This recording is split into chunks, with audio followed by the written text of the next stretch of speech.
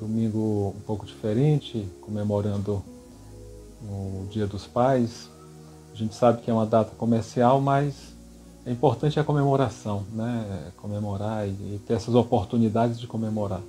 Sabemos também que todos os dias podemos comemorar, mas quando tem uma data específica, há aqui uma mobilização e a gente se sente mais participativo dessa mobilização e dessa data, tá? Então vamos lá.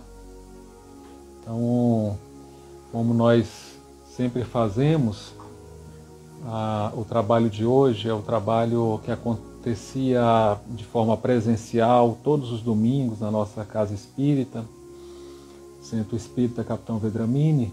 Então, por enquanto, as atividades ainda estão suspensas, atividades com presença de público.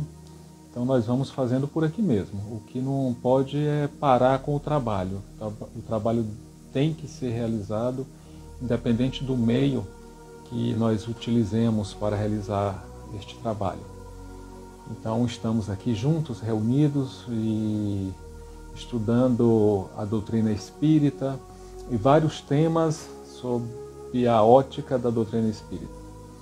Então, como é de praxe, nós vamos iniciar com a nossa prece, elevando os nossos pensamentos a Deus, agradecendo a Ele pela oportunidade de estarmos aqui hoje reunidos e dizer que estamos presentes, participando desse momento, buscando sempre a sintonia com o mais alto, buscando a sintonia com o nosso Pai, com o nosso Criador e com o nosso Mestre Jesus, o divino amigo, o governador do nosso planeta. E não é só uma palavra bonita, governador, mas ele de fato coordena todos os trabalhos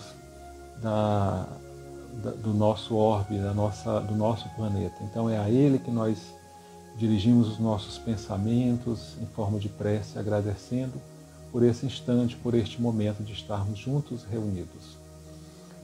E desta forma, pedimos a Jesus, nosso mestre e amigo, a Bezerra de Menezes, o mentor da nossa casa espírita, mas sobretudo a Deus, nosso Pai, que nos permita e que permita a gente dar por iniciado o trabalho de estudo do Evangelho da noite de hoje. Que assim seja, graças a Deus.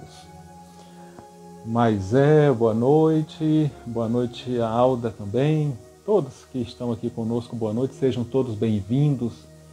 Esse nosso momento é um momento de reflexões breves, mas muito oportunas para que possamos iniciar a nossa semana, iniciar as nossas tarefas, as nossas atividades. E o tema proposto hoje, boa noite, Sula, o tema proposto da noite de hoje é ansiedade. Ansiedade.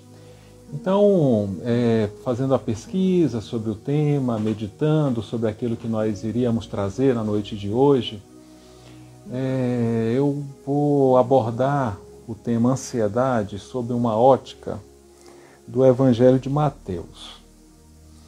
Então nós vamos conversar um pouco sobre esse tema, porque é algo que aflige a cada um de nós, e se nós não somos atingidos por este mal, nós conhecemos alguém que passa por essa problemática, por essa situação, e isso modifica mesmo o ambiente em que uma pessoa que sofre de ansiedade, ela está inserida. Todo aquele ambiente ele fica meio que envolto por esta atmosfera da ansiedade, de querer antecipar, de querer buscar, de querer viver, de querer resolver algo que ainda não está ao nosso alcance. E aí tem que ficar bem claro essa afirmativa, né? É algo que não está ainda ao nosso alcance. Então nós vivemos meio que tentando acelerar as coisas, né?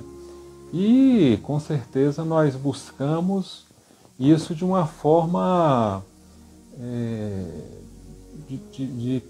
com a boa intenção de tentarmos resolver, de tentarmos ajudar.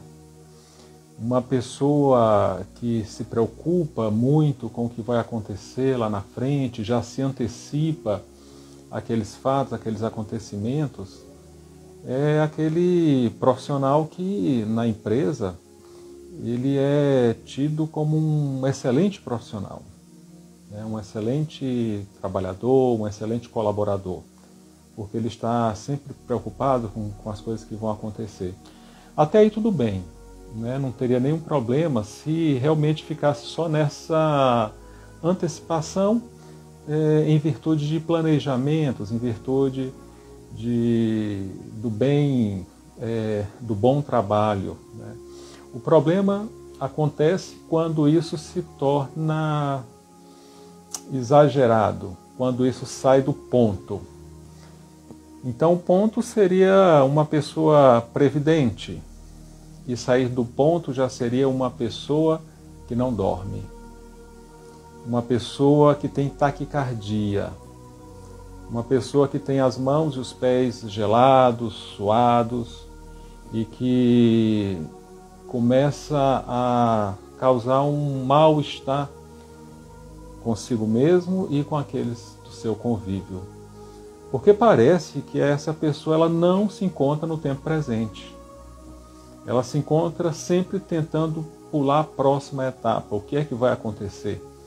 Qual a próxima meta? Então, se conquista um objetivo, aquele objetivo ele não tem não se saboreia o prazer de se conquistar aquele objetivo. Ele já passa dessa conquista já para o próximo, e o próximo, e o próximo, e assim sucessivamente. Em tempos de pandemia, em tempos de dificuldades da ordem financeira, em tempos de recessão econômica, a tendência da população cresce. Há uma tendência em crescer essa preocupação com o dia de amanhã, com o que vai acontecer no futuro, o que é que vai acontecer com os meus filhos, o que é que vai acontecer com a minha família e comigo mesmo. Será se a minha empresa ela vai continuar, ou então ela vai acontecer algo que cause uma demissão em massa dos trabalhadores? Então tudo isso, meus queridos irmãos, causa em nós essa inquietação, causa em nós um certo desconforto com o que vem a acontecer no futuro. E aí entra o ponto que eu quero tocar na noite de hoje com todos vocês. Porque quando nós pensamos desta forma, parece que é somente nós conosco mesmo. E não tem nenhuma direção maior que guia os passos, não tem nenhuma direção maior que guia os destinos dessa camada humana, dessa população que sofre sem nenhum objetivo, ou sofre por sofrer. Então parece que nós estamos órfãos e que só nos resta realmente nos sofrer, né, por antecipação, porque o futuro é muito incerto. Então, dentro dessa perspectiva, dentro dessa visão, o Evangelho de Mateus, ele traz um texto belíssimo que tem como título algo muito natural, algo muito voltado para a natureza. O título, ele de imediato acalma o nosso coração. Ele diz assim: observai os pássaros do céu. Esse título ele está no Evangelho segundo o Espiritismo, capítulo 25, item 6. Se vocês tiverem o Evangelho, podem nos acompanhar a leitura. Então, no capítulo 25 do Evangelho segundo o Espiritismo, item 6, que tem como tema observai os pássaros do céu. Porque nós não temos tempo para observar os pássaros do céu, nós não temos tempo para observar uma lua cheia, ou o nascer do sol, ou nós não temos tempo para ver a beleza que existe no inverno, né? E nós estamos agora no inverno, e existe uma beleza no inverno. Se nós parássemos para observar a natureza, ela vai dizer assim, olha, externamente, por fora, parece que a morte tomou conta de tudo. Tudo é seco, tudo é sem vida. Então nós nos aproximamos um pouco mais dessa natureza e começamos a observar que aquela morte, ela é aparente. Se a gente chegar próximo da árvore, que está completamente sem folhas, completamente ressequida devido ao inverno, nós vamos observar que ali pulsa uma vida. E a vida ela vai pulsando. Assim acontece com as parreiras. O pessoal do sul, né, que tem as vinícolas, eles observam bem isso. Quando a gente olha para aquela plantação, para aquela vinícola, na época do inverno, parece assim, olha, perdeu tudo, morreu tudo, não tem mais um pé de uva vivo. E aí quando a gente chega perto, nós sentimos aquela vibração da vida latente. Por fora tudo morto, mas a vida por dentro pulsando. Então quando nós observamos a natureza, nós vamos ter essa certeza de que tudo está no seu devido lugar. Não tem absolutamente nada que não esteja no seu devido lugar em a natureza. E então, se na natureza acontece desta forma, por que nós seríamos os únicos seres da natureza que não teríamos essa ordem interna, essa ordem divina a guiar os nossos passos no momento de pandemia, no momento de recessão? Então, se nós pararmos um pouco para meditar acerca disso, tudo que acontece em nossa vida, pararmos para ouvir o que essa natureza tem a nos dizer, essa turbulência que nos envolve, ela ia ser de muito acalmada, ela ia ser amenizada. Então o Evangelho fala o seguinte, então está lá no Evangelho de São Mateus, capítulo 6, versículo 19 a 21 e versículo 25 a 34. Eu vou ler algumas partes aqui. Porque quando nós vamos estudar o Evangelho, nós temos que contextualizar com o tempo em que este Evangelho foi escrito. Porque se hoje nós escrevemos algo baseado no nosso momento histórico atual. Nós escrevemos algo baseado nas nossas vivências, no que está acontecendo. Então, naquela época, Mateus, ele estava observando toda essa pujança do Império Romano sobre todos os povos. E o Império Romano, quando ele dominava os povos, em que ele aumentava o seu território através desta dominação, o povo dominado, ele era subjugado. Era um povo subjugado, um povo que pagava impostos altíssimos a César. Então, eles viviam em uma situação de muita dificuldade. Então, não podiam ter aquela liberdade de um povo livre.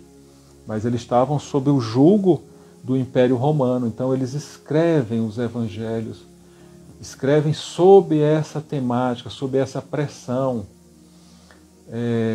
E daí vem, inclusive, a palavra evangelho, que significa a boa nova. É muito interessante, porque o evangelho era a boa nova do imperador, ou do César. Então, quando ele tinha uma notícia a dar para todos os povos que foram conquistados, essa notícia era chamada de evangelho, que quer dizer que era uma boa notícia. A gente ia ver qual é a notícia, os impostos foram aumentados. Então era uma boa notícia somente para os romanos, não para os povos que foram conquistados. Mas eles tinham que aceitar como uma boa notícia, ou seja, como o Evangelho. E aí quando Cristo veio e que trouxe realmente uma boa notícia, o Evangelho, segundo o Cristo, segundo as Escrituras Sagradas, aí o Império Romano falou assim, não pode existir dois reis, só pode existir um, então nós vamos tratar de eliminar logo esse, para que não haja concorrência. Então era esse momento, era essa conjuntura em que se vivia aquele povo, em que esse Evangelho ele foi escrito. E Mateus começa dizendo o seguinte: não acumuleis para vós tesouros na terra, onde a ferrugem e as traças os consomem, e onde os ladrões os desenterram e roubam. Fazei vossos tesouros no céu, onde nem a ferrugem nem a traça os consome, e nem os ladrões os desenterram e roubam. Porque onde está o vosso tesouro, aí está também o vosso coração.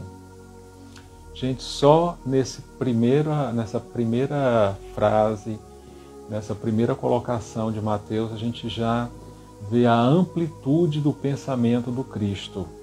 Porque isso ele transcreve o pensamento do Cristo, colocando a sua vivência com o mestre, com esse governador do nosso planeta, que está mais atuante do que nunca na vida de cada um de nós.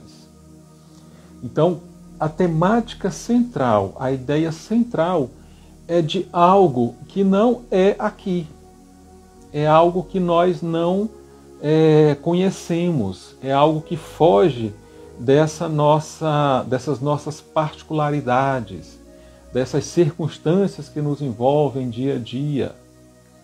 Ele fala de algo que está além disso aqui, além desta nossa realidade. É algo que está acima desta nossa realidade. Então, é difícil nós compreendermos isso e sentirmos e vivermos isso, porque nós fomos acostumados, nós fomos estimulados a pensar que isso daqui que nós vivemos é que é o mundo real. Isso aqui que nós estamos imersos, envolvidos, este é o mundo definitivo e o mundo real. Então nós fomos acostumados a pensar desta forma. E o Evangelho de Jesus ele vem dizer justamente o contrário, que não é aqui. Aqui é somente o local de libertação. Libertação de todo esse sistema que ao longo de muitos milênios vem nos prendendo às coisas que são transitórias, nos prendendo às coisas que são da matéria. Então esta prisão a algo que é material, ela causa em nós uma inquietação muito grande, e é natural que cause.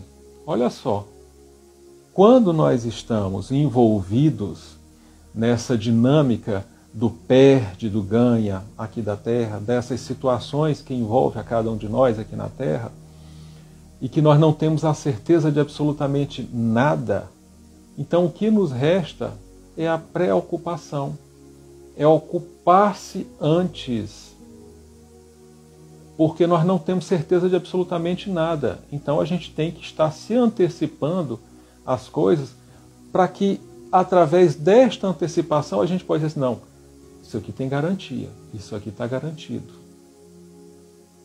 E o Cristo fala justamente o contrário, que não é aqui que está a nossa meta, aqui é apenas uma passagem. Então, quando nós dedicamos toda essa nossa carga mental na resolução desses entraves, que muitas vezes são até intransponíveis, causa em nós um desestímulo e uma inquietação muito grande. E tudo isso gera em nós a doença chamada ansiedade. Porque se não conseguimos dar conta de todas as coisas que temos que fazer, então é porque nós somos incapazes e a gente começa logo a se colocar para baixo. E na verdade não é desta forma. Na verdade, existe um sistema no mundo que tira o homem da sua essência. E naquela época de Jesus, o sistema era o sistema romano. Era a subjugação romana de todos os povos. Então, todo o Evangelho ele fala dessa libertação do povo, dessa subjugação. É muito interessante quando nós lemos no Evangelho que diz o seguinte, quando Jesus fala, eu não vim trazer a paz, mas a espada. Então eu já vi palestrante e pessoas no centro espírita dizer assim, olha, eu acredito que Jesus não falou isso não. Eu acredito que ele não falou, porque se ele era a reencarnação do bem, da paz, da harmonia, então como é que ele pode falar uma coisa dessa? Algumas pessoas pensam dessa forma, e eu acho que isso aí não tá certo. E esquece que a gente tem que contextualizar esta frase de Jesus com aquele momento histórico. Então a paz que Jesus se referia era a Pax Romana, ou seja, todos os povos dominados tinham que manter a paz sob o fio da espada romana. Eles não podiam falar nem mais alto, eles não podiam nem se reunir, nem fazer uma aglomeração, que os soldados romanos já vinham e dissipavam aquela aglomeração. Ninguém podia falar mais alto, porque a paz era imposta. Então era a esta paz que Jesus se referia, a esta paz imposta, que você não podia se expressar, não podia falar, que tinha que ser imediatamente calado, silenciado, para não causar nenhum tumulto, nenhuma rebelião. Porque se houvesse alguma rebelião, o exército romano já vinha ali prontamente para debelar qualquer tipo de revolução. Então, essa paz era a paz que Jesus combatia. Era aquela paz forçada, aquela paz com os seus interesses escusos, os seus interesses negros em torno daquele povo dominado. Então, voltando ao Evangelho de Mateus, ele fala o seguinte, eis porque vos digo, o vídeo deu uma pausa, mas agora já voltou, tá? Então vamos lá, continuando aqui com o texto de Mateus. Eis porque vos digo, não vos inquieteis para saber onde achareis do que comer para o sustento da vossa vida, nem onde achareis vestimentas para cobrir o vosso corpo. A vida não é mais do que o alimento e o corpo não é mais do que a vestimenta? Gente, isso é para o nosso momento histórico atual. Isso é para o momento que nós estamos vivendo. Porque se nós temos uma família para cuidar, se temos responsabilidades a cumprir essas responsabilidades, se temos compromissos a serem cumpridos, então, se nós nos propomos a trabalhar, temos que ter a confiança em Jesus, que é o nosso governador, que Ele há de nos ajudar, como Ele tem nos ajudado sempre. Em todos os momentos da nossa vida, Ele tem nos ajudado. Então, quando eu me detenho e quando eu coloco toda a minha capacidade mental somente em resolver problemas materiais, eu esqueço do essencial, eu esqueço do mais importante. O Evangelho diz, aonde está o teu tesouro, aí está o teu coração.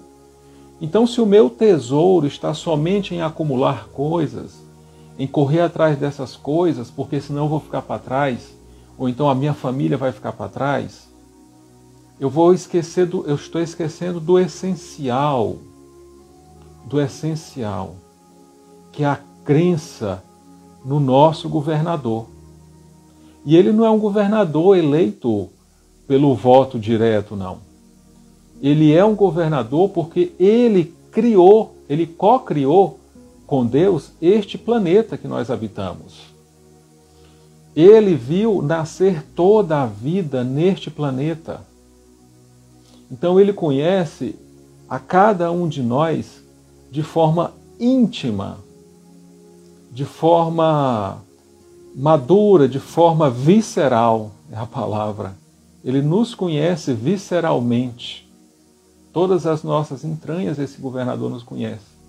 Então nós estamos abrindo mão dele para correr atrás dessas coisas que cabe ao mundo material, às injunções do mundo material, proporcionar àquele homem que é minimamente previdente.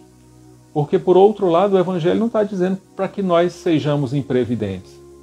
Ele está dizendo para que a gente ponha um equilíbrio nessa busca dessas coisas materiais. Que a gente ponha um equilíbrio nas vestimentas para cobrir o corpo, nos alimentos que saciam a nossa fome. A gente coloca um equilíbrio e uma confiança em Deus, e essa em Jesus e em Deus. Por que eu falo Jesus? Porque Jesus esteve aqui entre nós. Ele é o governador do planeta, ele esteve entre nós. Então, ele sabe, é uma referência mais próxima de nós. Então, ele sabe muito bem o que acontece conosco. Nós não podemos nos tornar órfãos de Jesus. Muito pelo contrário, nós temos que reacender essa chama. Nós temos que manter essa chama muito bem acesa, porque nas noites de escuridão, na noite da escuridão que nós estamos passando, precisamos dessa chama que é Jesus. Que ele sim, ele é o governador do nosso planeta e ele nos conhece intimamente. E o pensamento dele, ele está a anos-luz na frente do que nós estamos vivendo hoje. Só que ele não pode interferir em processos que somente a nós cabe realizar. Então, ele fala que a gente coloque o tesouro, que o nosso coração seja colocado nas coisas que ele diz que são reais. E que coisa é essa? Ele fala de um reino. Jesus fala de um reino que está acima da transitoriedade da terra. E eu lembro desse reino nos livros da série de Emmanuel, em que ele conta a história dos primeiros cristãos. Então começa com o livro há 2000 anos, depois 50 anos depois, Ave Cristo e Paulo Estevão, Renúncia, termina ali com Renúncia. Esses livros, eles contam desse reino que está acima das conjunturas humanas. Então, quando os cristãos eram levados para a arena para serem comidos pelos leões, naquele instante em que eles eram levados e aquelas feras, elas ficavam semanas sem se alimentarem, justamente para que o espetáculo ficasse mais grotesco para aqueles que assistiam. Mas aqueles primeiros cristãos, eles relatam que esse reino se desdobrava na frente dos olhos dele, na primeira patada que o leão dava naqueles corpos. Então o corpo saía desfalecido, o espírito saía direto para este reino superior, longe dessas conjunturas materiais que nós estamos acostumados a ver aqui no dia a dia. Então é disso que Jesus fala. E eles falam, e Emmanuel narra, né, a beleza, né? Ele narra o perfume, ele narra as cores vibrantes, a atmosfera completamente diferente dessa que nós vivemos. Então, para que nós possamos nos libertar desta prisão, a gente precisa entender que há algo melhor. E se eu me detiver apenas em resolver coisas dessa prisão, eu vou ser um excelente resolvedor de problemas de coisas dessa prisão. E vou me esquecer do essencial. E vou me esquecer daquela meta em que eu devo cumprir, em que eu devo prosseguir, independente do que aconteça, mas eu devo continuar, eu devo prosseguir. Então, meus queridos irmãos, quando o Evangelho nos fala dessa atitude mental de buscar o que é essencial, o nosso coração, ele se acalma, ele se pacifica, porque essas buscas que nós fazemos no plano material causam em nós uma angústia muito grande, porque a gente nunca está satisfeito. Sempre tem algo novo, sempre surge algo novo no mercado e a gente fica para trás. E aí nós temos que correr atrás desse algo novo, como aquele ratinho corre, aquele ratinho de laboratório, ele corre naquela esteira para fazer os seus testes. Então a gente parece aquele ratinho correndo atrás da esteira para um objetivo que nunca alcança. Porque são esses objetivos materiais. Esses objetivos materiais que não causam em nós a verdadeira sentimento de propriedade, mas ele causa em nós uma inquietação. E essa inquietação gera em nós as angústias, que gera em nós toda essa problemática que envolve a ansiedade, que é o nosso tema da noite de hoje. E aí ele continua falando aqui: observai os pássaros do céu. Eles não semeiam, não ceifam, não fazem provisões nos celeiros, e contudo vosso Pai Celeste os alimenta. Porventura, não sois muito mais que eles? E quem é aquele que, dentre vós, que pode, por mais que se afadigue, aumentar de 1 côvado a sua altura? Olha só, o que Jesus está querendo dizer aqui? Não adianta a gente ficar, numa expressão bem popular, dando murro em ponta de faca. Porque tudo aquilo que nos chega, ele chega de acordo com uma ordem maior, com a ordem superior. Então, se eu tenho a programação reencarnatória para viver com quantidade suficiente para a minha sobrevivência, não adianta eu querer ficar fantasiando coisas em minha cabeça de se tornar milionário, porque se o outro pode, eu também posso. Porque não vai conseguir, porque não está nesse planejamento. Existe todo um planejamento reencarnatório e que determina as condições que nós vamos morar, as condições financeiras, o meio social, tudo isso. Eu lembro uma vez em que um pai chegou no Centro Espírita Leão Denis e o filho, ele tinha 3 filhos, né? E o filho do meio, ele dava muitos problemas, né? Porque os outros 2 adoravam estudar, estudavam nos colégios mais caros do Rio, e esse do meio não queria estudar, botava em escola cara e ele faltava aula, não dava certo, era um maior problema. E aí o Dr. Herman, que é o espírito amigo, que atendia, né, através do seu altivo, fazia as consultas, falou para esse pai: olha, este espírito, ele não veio para estudar. Você pode colocar ele na escola mais simples. Ele aprendeu o básico. Nesta encarnação ele vai aprender outros aspectos que não envolvem a inteligência, mas que envolvem o labor do fazer, das coisas práticas. E eu achei muito interessante essa colocação do Dr. Herman, justamente porque a gente imagina sempre o melhor. Mas será se isso que a gente imagina está de acordo com esta lei superior que rege os nossos destinos aqui na Terra? Será se está de acordo com a lei de causa e efeito? Ou a lei, o Dharma, essa lei maior que nos envolve? Então é importante que a gente pense sobre isso. Porque senão a gente vai começar a gerar todo um conflito, a gente vai gerar toda uma inquietação, que são chamados aqui no Evangelho os tormentos voluntários, em torno de algo que não estava nem previsto. Mas é porque eu quero justamente buscar as coisas que são do reino da matéria e eu não aceito nada inferior no reino da matéria, então eu vou buscar essas coisas, então eu passo por cima de tudo. E eu não compreendo, e isso gera em nós uma crise de ansiedade muito grande. E uma busca incessante por antecipar as coisas, porque tudo que existe não está bom. Nada está bom. E nada vai estar. Eu não sinto prazer nas coisas. Eu tenho um sentimento de pré-prazer e depois desprazer. Então, pré-prazer é essa busca, é essa luta. Depois que eu consigo, eu já passo desse pré-prazer para o desprazer, que aí eu já busco o outro objetivo.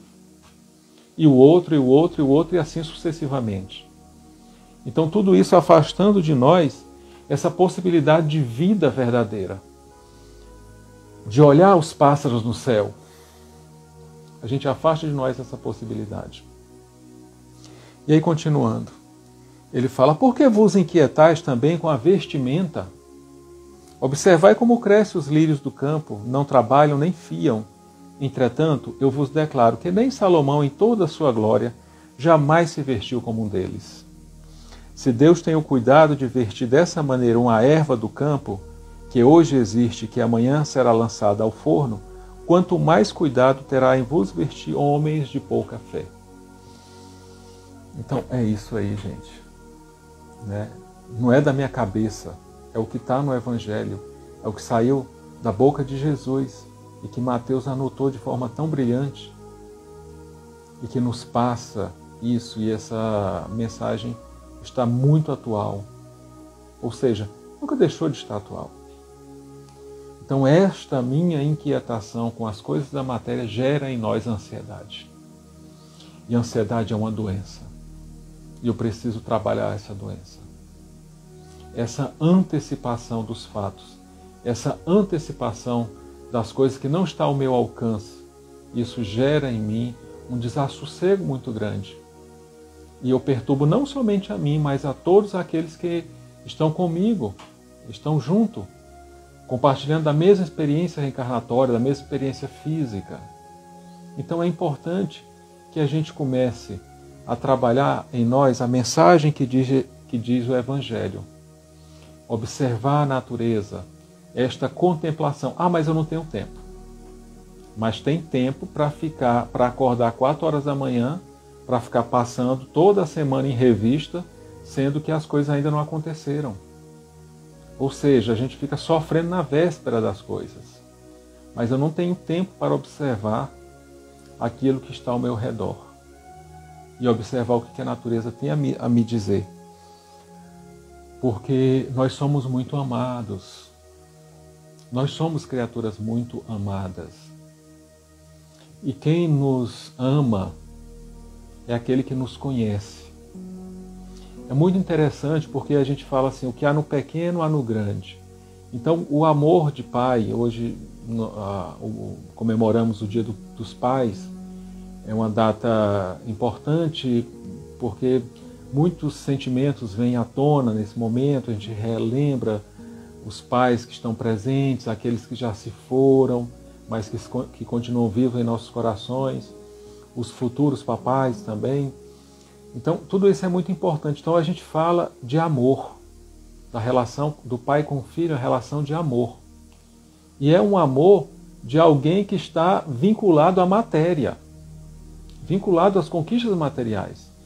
Agora, a gente imagina o amor de Jesus por cada um de nós. Desse irmão maior que foi determinado por Deus para ser o governador do nosso planeta. Então, por que eu me refiro a ele? Por que eu não falo o amor do Pai, o amor de Deus? Porque ele está mais próximo de nós. Ele reencarnou nesse planeta Terra. Ele respirou o ar que nós respiramos. Ele pisou nesse mesmo chão que a gente pisa. Então é a ele que eu me refiro, porque Jesus é um espírito puro. Na classificação dos espíritos, na classificação espírita, Jesus é um espírito puro. Então o espírito puro, ele tem uma predominância imensa que a gente não consegue compreender. Então por isso que Jesus conhece a cada um de nós e Ele nos ama. Ele nos ama.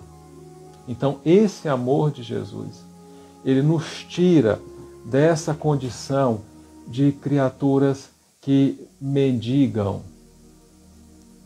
pedindo pão e que mendigam por coisas que não saciam essa nossa fome.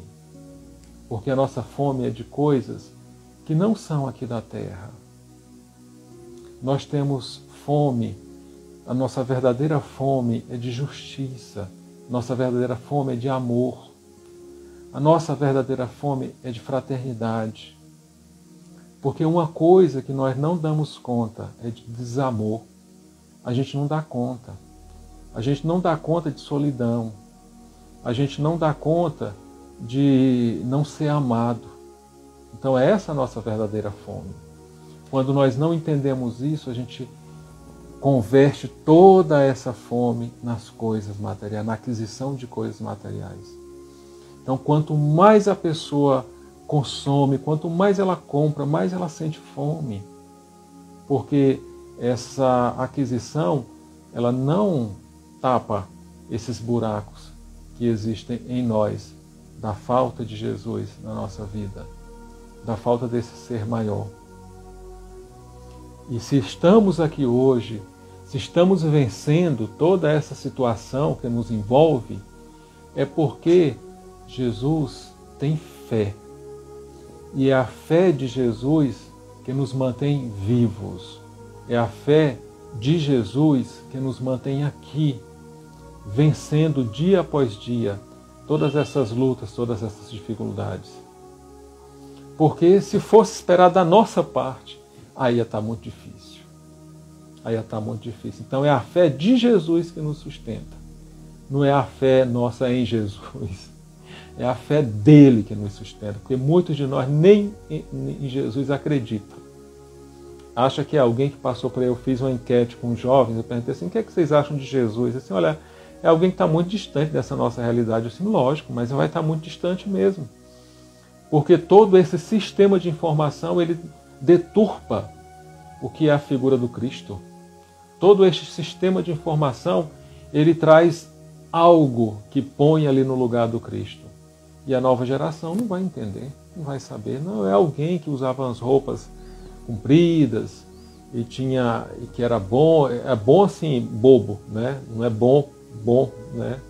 Mas era um bobo assim que foi crucificado.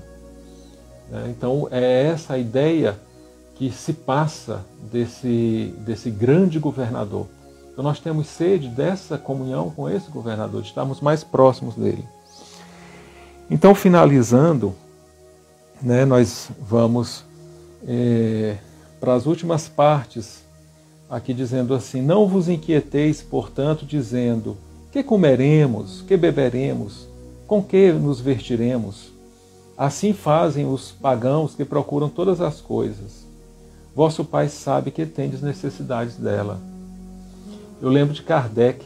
Kardec, quando estava nos momentos lá de patrocínio da Revista Espírita, porque não se aceitava patrocinadores, então todo o dinheiro tinha que sair do bolso de Kardec e daquele círculo de amigos mais próximos, porque se aceita patrocinador, você tem que colocar na revista que o patrocinador paga.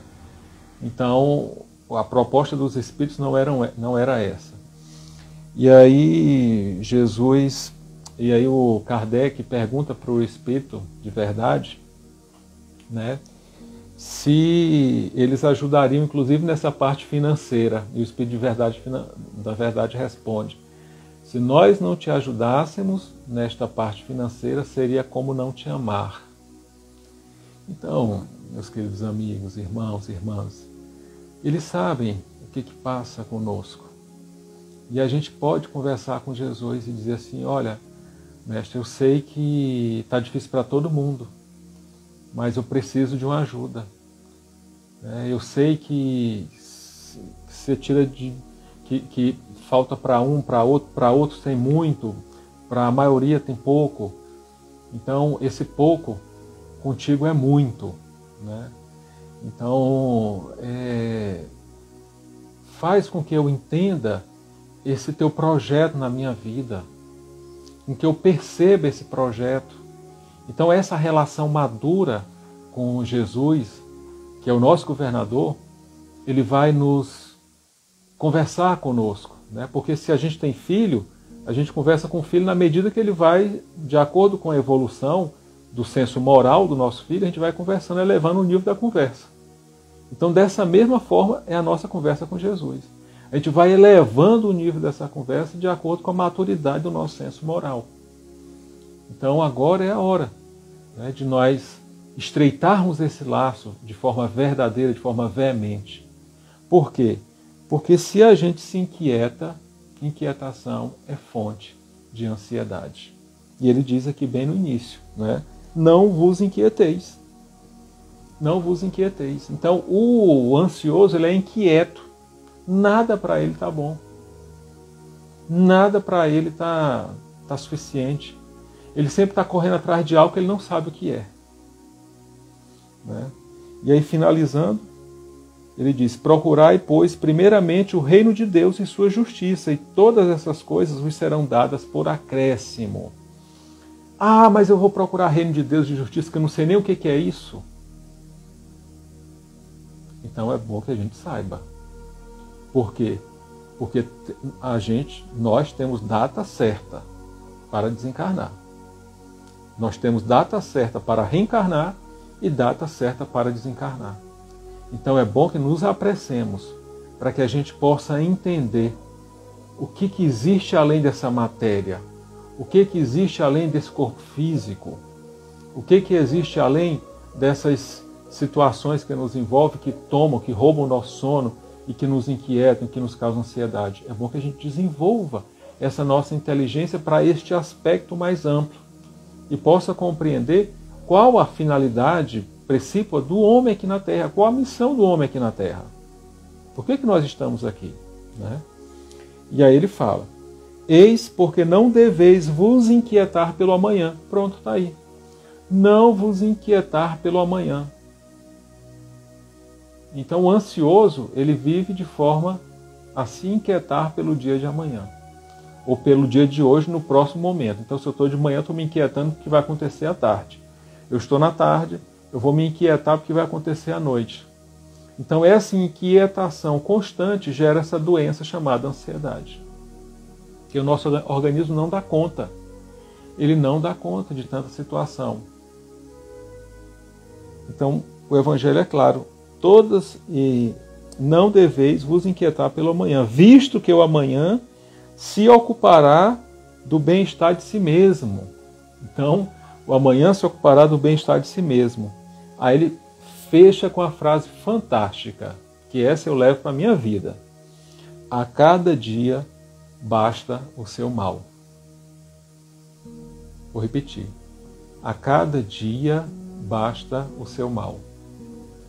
Então, dessa forma, queridos irmãos e amigos, nós concluímos essa nossa breve fala, breve explanação sobre o tema ansiedade, sobre essas inquietações da alma. E uma dica que eu posso oferecer para vocês, e que a medicina ela também estimula a utilização desse expediente para as pessoas que sofrem da ansiedade, é algo chamado meditação. A meditação nos ajuda a nos manter no tempo presente, a nos manter no momento presente. Então é um desafio lançado aos ansiosos, que possam estar nos ouvindo, ou se nós conhecemos alguém que passa por esse mal, lança esse desafio de permanecer no tempo presente através da meditação. Então existem vários aplicativos na internet que ajudam as pessoas a meditarem. É só digitar no Google e aí vai apontar para várias formas de meditação guiadas, até mesmo no YouTube, vídeos no YouTube que fazem essa meditação guiada. Então o importante é começar, porque o ansioso vai começar e ele vai dizendo: isso vai terminar que horas? Ah, isso está enchendo o saco. Eu já estou preocupado com a conta de luz de água que tem que pagar. Amanhã eu no trabalho... Não, calma. Né? A cada dia baixa seu mal, cada dia baixa seu mal. Então vamos de forma prazerosa, de forma harmônica, de forma alegre, viver o dia de hoje, viver o momento presente. Então desta forma nós vamos entender e até colaborar para o nosso psiquismo, colaborar para o nosso organismo físico, para que ele não adoeça desse mal de antecipar as coisas que ainda não chegaram, que é a ansiedade. Que Jesus nos abençoe, nos proteja, cada um de nós, cada um de vocês que estão conosco aqui nesta noite. É uma grande alegria estarmos juntos, mais uma vez, nesse momento de live ao vivo. Tá bom? Então vamos fazer a nossa prece de encerramento, agradecendo mais uma vez a Deus, nosso Pai, que nos permite estar aqui nesta noite. Agradecendo aos amigos espirituais que nos ajudam diuturnamente, que estão ao nosso lado, nos intuindo, pacificando a nossa mente, pacificando o nosso coração. Que a Tua maravilhosa bênção de amor e de luz chegue aos nossos lares nesse instante. Que possamos ser banhados pelo Teu divino amor, Mestre Jesus. E a todos que estão na nossa casa, que possam receber as bênçãos do alto nesse instante. Em Teu nome, Mestre Jesus, em nome de Bezerra de Menezes, mas sobretudo em nome de Deus, que pedimos a permissão para darmos por encerrada a nossa live, o nosso estudo da noite de hoje. Que assim seja, graças a Deus. Boa noite a todos e até o próximo encontro. Que assim seja, graças a Deus.